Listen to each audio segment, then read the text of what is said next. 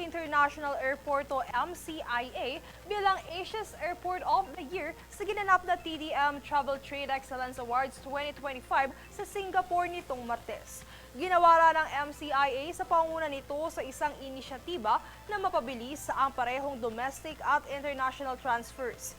Kabilang dito ang redesigned passenger flow at airport infrastructure at nagsilbing pasilidad para sa mas mabilis na passenger transfers upang makarating sa oras sa mga traveler na may connecting flights.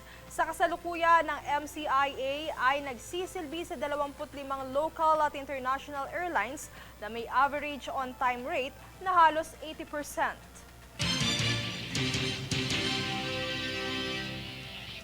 Malungkot na balita po, kabilang ang isang Filipino worker sa dalawang nasawi sa car stampede nitong Lunes sa Tokyo, Japan.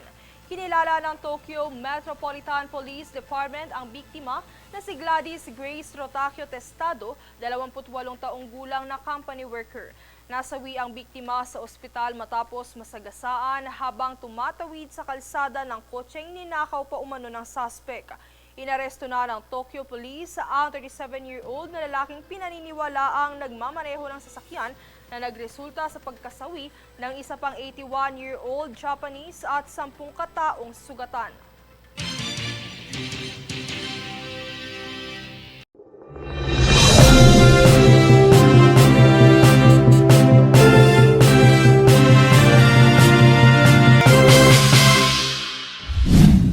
At least 44 people have died, more than 200 remain missing, and 45 are in serious condition after a massive fire swept through a high-rise apartment building in Taipo, Hong Kong.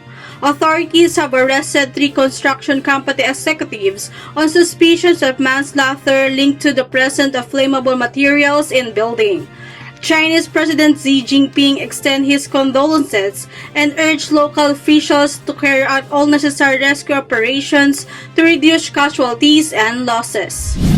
2 United States national soldiers were shot on Wednesday in a targeted ambush attack near White House. According to officials, the suspect was already detained and identified as a 29-year-old Afghan national, Ramanullah Lakanwal, from Washington. The attack is still under investigation as an act of international terrorism. Meanwhile, President Donald Trump stated the attack is a crime against the whole nation and against humanity. This heinous assault was an act of evil, an act of hatred, and an act of terror.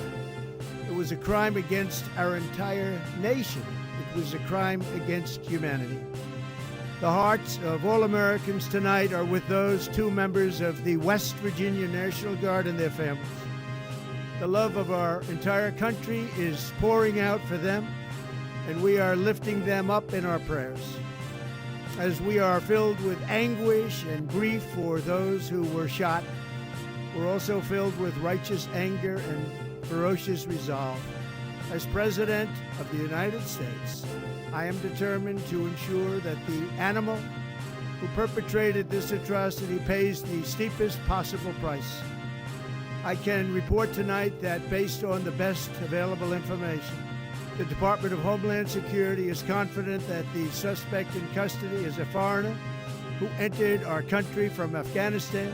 We're not going to put up with these kind of assaults on law and order by people who shouldn't even be in our country.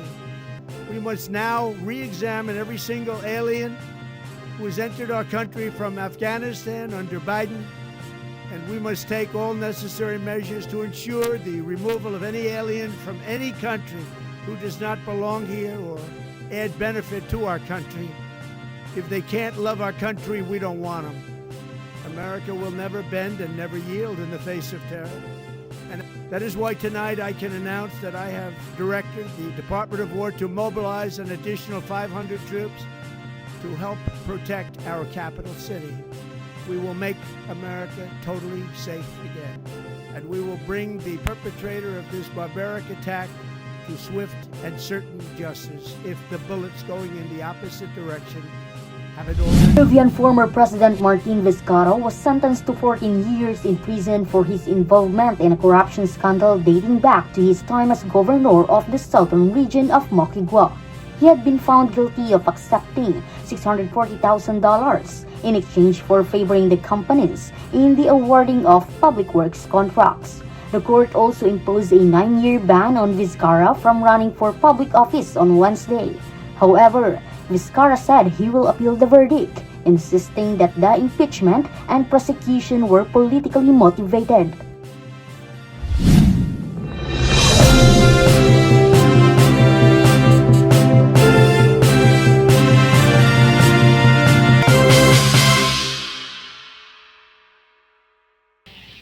At narito ang recap ng mga nagbabagang balita ngayon.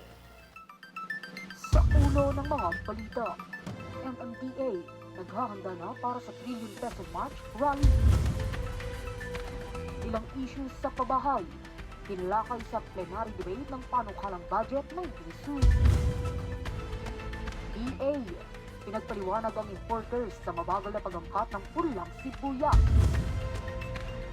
DI, inaresto ang dalawang Fake Filipino Nationality sa Laguna. Mactan-Cebu Int'l Airport, wagi bilang Airport of the Year. Pinay Worker, kabilang sa nasawi sa car stampede sa Tokyo. Patas at pantay na balita, komprehensibong ulat para sa pulso ng masa. Ito ang Newsforce.